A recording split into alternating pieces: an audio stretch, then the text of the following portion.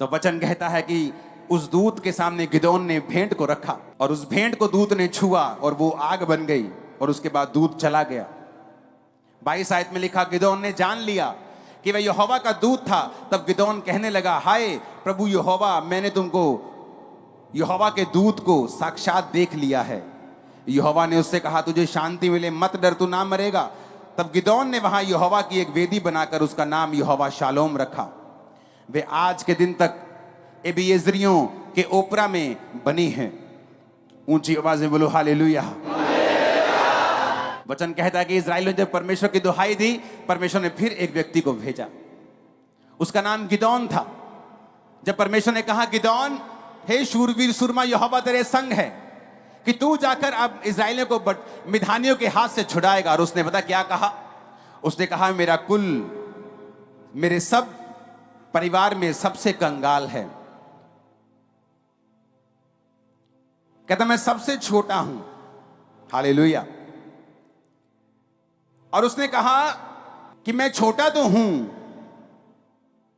कि मेरा परिवार, कहता सब मेरे कुलों में से सबसे छोटा है। मतलब साडा परिवार जड़ा सारे रिश्तेदारां चों सब तो गरीब है कहता। और कहता मैं अपने परिवार में सबसे छोटा हूं। कहता मैं ऐसे कैसे कर सकता हूं? वचन कहता है, आपको लगता है कि मैं गरीब हूं, मैं कमजोर हूं, क्या परमेश्वर मेरी आवाज को सुनेंगे?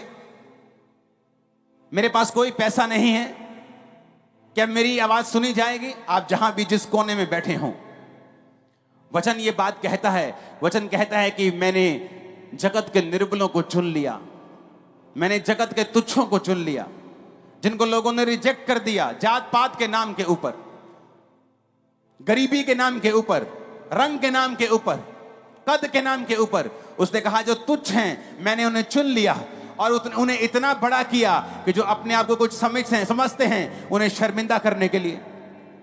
परमेश्वर ने कहा, क्या तुम नहीं जानते परमेश्वर ने जगत के निर्बलों को, तुच्छों को, बीमारों को, गरीबों को चुन लिया? उसने आपको चुन लिया। आज आप छुटकारा देंगे भी अपने घराने में और आज लेकर भी खुदा से जाएंगे यीशु मसीह के नाम में। समय समय के ऊपर परमेश्वर अपने पिता वाला प्रेम हम पर जाहिर करता आया है। ये परमेश्वर की आत्मिक जीवन जो है, ये मसीहियत आप कह सकते हो, आप यहोवा पिता का प्रेम कह सकते हो। ये अभी जाहिर नहीं हुआ 2000 साल पहले, ये पहले से चलता आ रहा है। जब जब इस्राएलियों ने दुहाई दी, परमेश्वर ने अपने लोगों को खड़ा किया है। उसने मूसा को खड़ा किया, उसने गिदोन को खड़ा किया। जब जब लोगों ने मन फिरा लिया कि ठीक है, आज से हम ये काम नहीं करेंगे, आज से गुनाह नहीं करेंगे, आज से परमेश्वर की ओर मुड़ेंगे, आज से व्यभिचार नहीं करेंगे, आज से गलती नहीं करेंगे, आज से पाप नहीं करेंगे, आज से शराब नहीं, नशे नहीं पिएंगे, आज से परमेश्वर के पीछे चलेंगे, तौबा कर ली, बाइबल कहती है। तो वचन कहता है कि वो किसी भी टाइम के हों, वो यीशु मसीह के जन्म के 1593 साल पहले हो, वो यीशु मसीह के जन्म के 1100 साल पहले गिदोन के टाइम में हो, या वो आज के समय में हो, परमेश्वर ने छुटकारा देगा। ये यीशु मसीह का वायदा है। यशायाह 61 उसकी 1 से 3 आयत के बारे में, यीशु मसीह के बारे में लिखा है। वो प्रेमी परमेश्वर है। वो पुराने समय में भी प्रेमी परमेश्वर था। वो 1500 साल यीशु मसीह के जन्म के पहले भी प्रेमी था, यीशु मसीह के जन्म के बाद भी वो प्रेमी परमेश्वर है। बाइबल कहती है यीशु मसीह के बारे में, यशायाह 61 उसकी 1 से 3 आयत, यशायाह की पुस्तक जो यीशु मसीह के जन्म के 700 साल पहले लिखी गई, उस नबी ने परमेश्वर के बारे में लिखा। उसने कहा, प्रभु यहोवा का आत्मा मुझ पे है, क्योंकि यहोवा ने सुसमाचार सुनाने के लिए मेरा अभिषेक किया। मुझे इसलिए भेजा कि मैं खेदित मन के लोगों को शांति दूं, बंदियों के लिए स्वतंत्रता का और कैदियों के लिए छुटकारे का प्रचार करूं। प्रभु यीशु मसीह ने कहा, जिस समय इजरायली दुहाई देते थे और वो राजा की बड़ी कैद में थे, दुखों में थे, जकड़न में थे, बॉन्डेज में थे, पेनफुल बॉन्डेज, एक ऐसा बंधन जो दर्दनाक है, तो परमेश्वर ने कहा मैंने मूसा को भेजा था। जब मिधानियों के वश में तुम पड़ गए और तुम्हारे बीजों को नाश किया जाने लगा, तो मैंने गिदोन को भेजा था। लेकिन वचन कहता है कि अंत के दिनों में वो सिर्फ इस्राएलियों के छुटकारे के लिए काम नहीं करेगा, वो पूरे जगत के छुटकारे के लिए काम करेगा। इसलिए वचन कहता है कि प्रभु यीशु मसीह इसलिए जन्म उसने लिया कि अब्राहम की आशीष अन्य जातियों तक पहुंचे।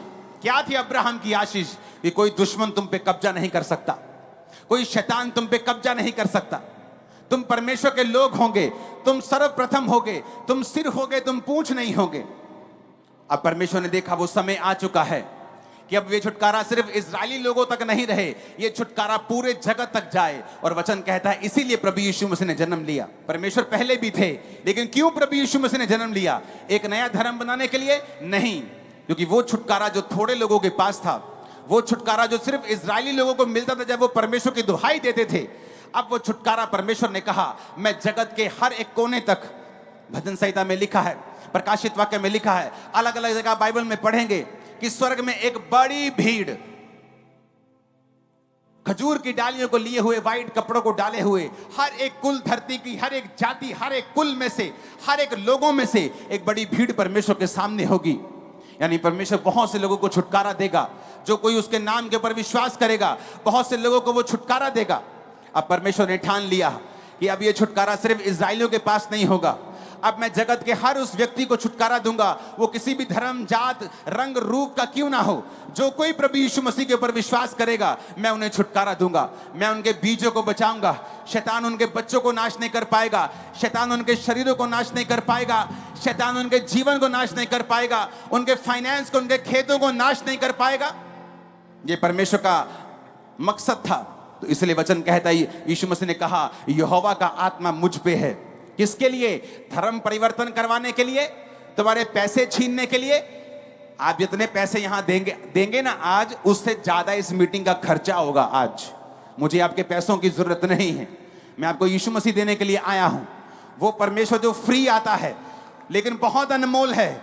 आप 2 लाख, 5 लाख, 10 करोड़, 20, 50 करोड़, 100 करोड़ दे के भी यीशु को खरीद नहीं पाएंगे आप, लेकिन वो फ्री आएगा आज आपके अंदर, क्योंकि वो आपका परमेश्वर है, वो आपका पिता है, वो प्रेमी पिता है। जिस तरह एक छोटी गिलहरी, एक छोटी चिड़िया अपने अंडों के लिए जान दे देती है, यीशु मसीह ने जान दे के बताया है कि वो आपसे प्रेम करता है। लोग बोलते हैं ये परमेश्वर हमें क्या बचाएगा जो अपने आप को बचा नहीं सका।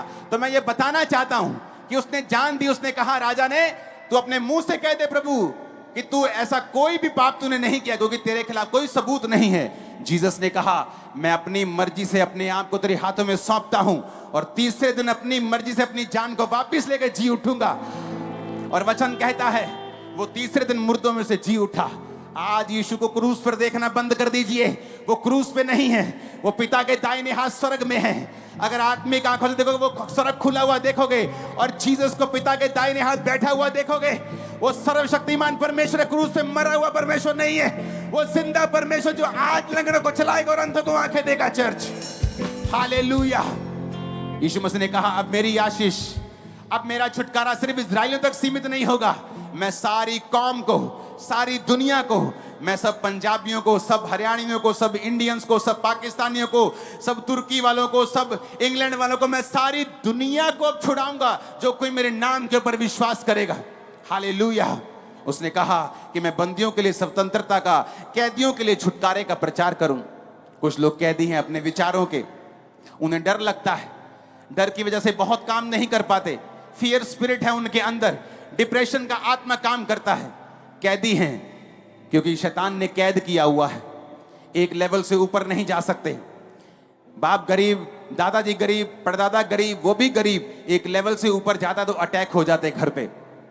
माँ अच्छी भली है, पढ़ी लिखी है, वेरी नाइस वुमेन, डाइवोर्स, उसकी मम्मी भी डाइवोर्स, बेटी भी डाइवोर्स, क्योंकि शैतान नहीं चाहता आप छूटें। ये कर्स है। आप देखेंगे कई बार एक आपसे कहीं कहीं छोटे, कहीं कम लेवल के अच्छे लोगों को अच्छे पार्टनर्स मिले होते हैं, लेकिन कुछ लोग संघर्ष करते हैं क्योंकि वो शैतान की जकड़न है। जो कुछ नेचुरल नहीं है, जो बीमारी मेडिकल साइंस ठीक कर दे, नो प्रॉब्लम, लेकिन जब मेडिकल साइंस काम नहीं कर पाती, उसके पीछे शैतान का हाथ होता है। और यीशु मसीह ने क्या कहा? यीशु मसीह ने कहा मैं बंदियों के लिए स्वतंत्रता का और कैदियों के लिए छुटकारे का प्रचार करने के लिए आया हूं। जब आप यीशु मसीह को ग्रहण करेंगे, अगर आज आप बोलेंगे कि प्रभु यीशु मसीह तो मेरा उद्धार करता और मेरा परमेश्वर है, आप किसी धर्म को चेंज नहीं कर रहे हैं, आप धार्मिकता को अपने अंदर ले रहे हैं, यीशु को अपने अंदर ले रहे हैं, तो वचन कहता है वो आपको छुटकारा देगा, दो आयत में लिखा है, यहोवा के प्रसन्न रहने के वर्ष का, हमारे प्रभु के पलटा लेने के दिन का मैं प्रचार करूं और विलाप करने वालों को शांति दूं। बाइबल कहती वो शांति देने के लिए आया। मैं ऐसे परिवारों को जानता हूं जिनके बच्चों की मृत्यु हो गई और वो पागल हो गए थे, अपने जीवन को खत्म करने के लिए तैयार थे, लेकिन जब यीशु मसीह उनकी जिंदगी में आए, एक नई लाइफ उनको परमेश्वर ने दी है। यीशु मसीह ने कहा, मैं विलाप करने वालों को शांति देना चाहता हूं। तीसरी आयत में लिखा, ताकि सिय्योन के विलाप करने वालों के सिर पर राख दूर करके एक सुंदर पगड़ी बांधूं। यह आयत यीशु मसीह के जन्म से भी 700 साल पहले की है, यानी आप लगा लो कि 2700 साल पहले का वचन मैं पढ़ रहा हूं। उसने कहा वो तुम्हारे सिर पर की राख को दूर कर देगा। जब लोग दुखी होते थे तो अपने सिर पर राख डालते थे। जब कोई मर जाता था, किसी देश पे कब्जा होता था, देश लूट जाता तो राख डालते थे। परमेश्वर ने कहा, मैं तुम्हारी राख को दूर कर दूंगा और एक सुंदर पगड़ी तुम्हें दूंगा। उनका विलाप दूर करके मैं हर्ष का तेल लगाऊंगा, यानी खुशी का तेल परमेश्वर तुम्हें देगा। उदासी हटाकर यश का ओढ़ना उड़ाऊंगा, जिससे वो धर्म के बांज वृक्ष और यहोवा के लगाए हुए कहलाएं और जिससे उसकी महिमा प्रकट हो, ताकि आपको मालूम हो कि मेरा पिता जो स्वर्ग में है मुझे छुटकारा देते हुए खुश होता है, मुझे आशीषित देखता हुआ खुश होता है। जो मेरा परमेश्वर है मुझे ब्लेस होता हुआ देखना चाहता है, बढ़ता हुआ देखना चाहता है। आप जब जीसस क्राइस्ट को अपना उद्धारकर्ता ग्रहण कर लेंगे, मैं आपको भविष्यवाणी कर रहा हूं, आप दुनिया के बेस्ट प्लेसेस पे होंगे, आप दुनिया की बेस्ट जगहों में होंगे, बेस्ट देशों में होंगे, बेस्ट बिजनेस चला रहे होंगे, बेस्ट लाइफ जी रहे होंगे। आमीन। इतना ऊंचा लगाओ कि शैतान के कानों को खोल दो। आज 7 बार आमीन बोलो ऊंची आवाज में।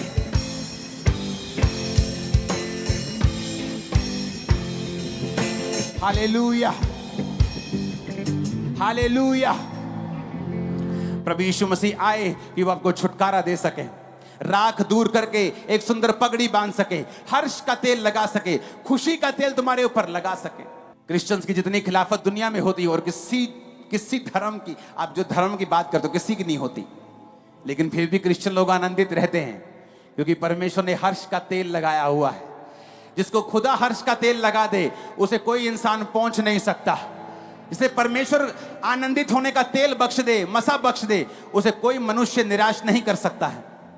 आपके रिश्तेदार जब आपको हेल्प करते हैं, कुछ तो करते नहीं, 99% तो करते ही नहीं, 1% कर भी दे तो बेइज्जती कर करके करते हैं। वो तू फेर आ गया, वो तू फेर आ गई, 50,000 दे दो, लाख दे दो, असी वेले हैं, आई तुहाडे लई कमाउने।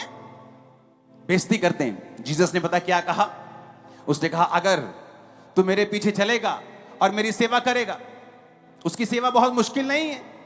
यीशु के बारे में प्रचार करना, पवित्रताई में जीवन बिताना, नशों से दूर रहना, गंदगी से दूर रहना। उसने कहा, अगर तू ऐसा जीवन बिताएगा तो मैं तेरी हर घटी को इज्जत के साथ पूरा करूंगा। तेरे को पैसा चाहिए होगा, इज्जत के साथ आएगा। आशीष चाहिए होगी, इज्जत के साथ आएगी। तो अपने घर में इज्जत पाएगी, तो अपने काम में बरकत पाएगा, तो जहां जाएगी इज्जत पाएगी, जहां जाएगा इज्जत पाएगा। रिसीव करो उस इज्जत को अपनी आत्मा में, यीशु के नाम में। Hallelujah, hallelujah. यीशु मसीह के जन्म के बाद उसके वचन में लिखा है, तू एक शादी कर सकता है। यीशु मसीह ने औरतों की इज्जत को रिस्टोर किया, क्योंकि औरत थी, हवा थी, जो पाप के पहली भागी बनी। तो परमेश्वर ने हवा को, औरत को श्रापित किया, आदम को श्रापित किया, धरती को श्रापित किया।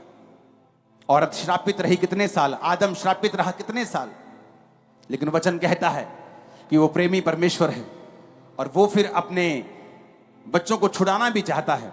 और परमेश्वर ने, बाइबल कहती है, फिर एक औरत को ही चुना। उसने एक ऐसी औरत को चुना जो सचमुच की कुंवारी थी, नाम की कुंवारी नहीं थी, सचमुच की कुंवारी को चुना और पवित्र आत्मा उस पर उतरा। और बाइबल कहती है उसने यीशु को जन्म दिया।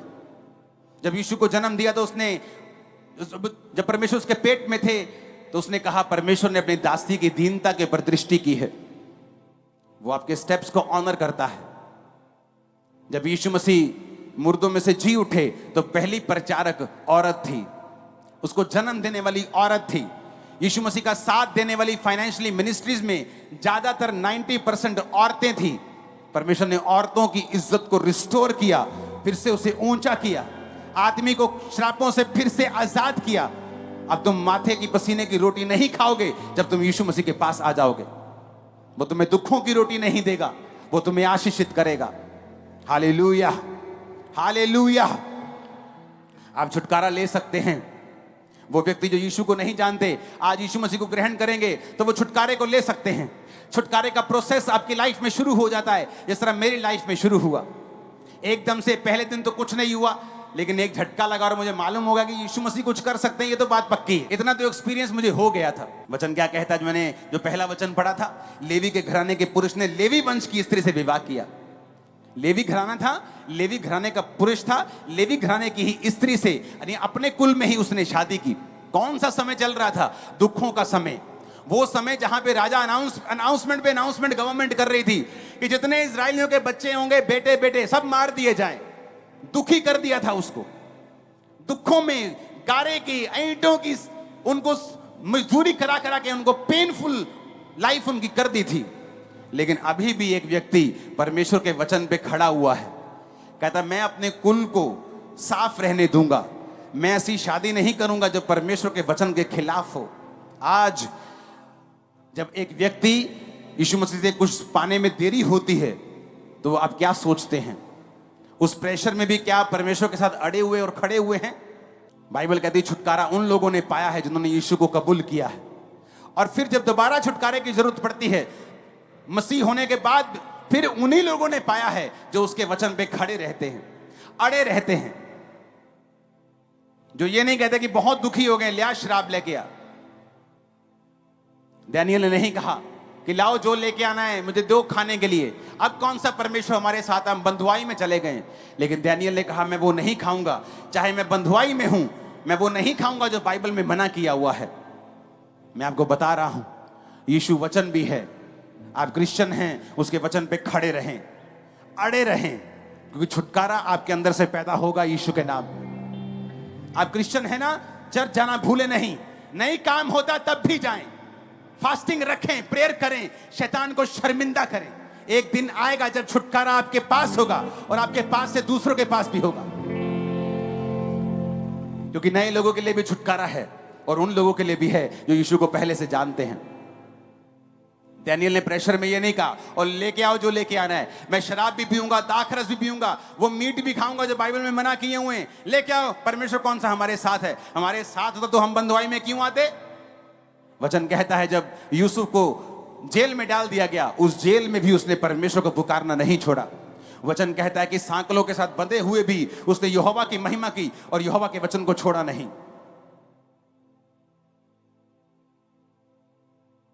हालेलुया। अगर आप क्रिश्चियन हैं, मैं आपको एक सलाह देता हूं, आप प्रेशर में भी हों, दुखों में भी हों, इस वचन को छोड़ना नहीं। एक बड़ा छुटकारा एंटर होने वाला तुम्हारी लाइफ और तुम देखोगे क्या होता है। जो कि यीशु को विश्वास करेगा उसकी महिमा को देखेगा, बाइबल कहती है। आज चाहे नॉन क्रिश्चियन हो, आप चाहे क्रिश्चियन हो, आज अपनी लाइफ परमेश्वर को दे दीजिए और वचन पे चलना शुरू कर दीजिए, क्योंकि बड़े स्टार्स हैं जो आप में से जन्मने वाले हैं। आप शायद अपने आप को नहीं देख पा रहे जो फ्यूचर में है, लेकिन मैं आपको देख पा रहा हूं। आप चमकने वाले हैं बहुत अजीब रीति से। आप हैरान होंगे कि ऐसा मैंने कभी सोचा नहीं था जो परमेश्वर ने मेरी लाइफ में कर दिया जब मैंने परमेश्वर का पीछा किया। मैं कभी सपने में सोचा नहीं था। मैंने लोगों को देखा है चर्च में से राशन लेते हुए, 100 रुपए के लिए तरसते हुए, और आज फॉरेन कंट्रीज में अपने घर लेते हुए उनको देखा है, सेम फैमिलीज को। और ऐसा नहीं कि बड़े पैसे थे उनके पास कि वो फॉरेन चले गए, परमेश्वर रास्ते खोलता है। ऐसा नहीं कि चर्च ने कोई लेटर दे दी कि क्रिश्चियन लोगों को वीजा मिल जाता है, ऐसा नहीं। जीसस की कृपा से मिलता है। तुम्हारी फाइल चाहे कमजोर भी हो,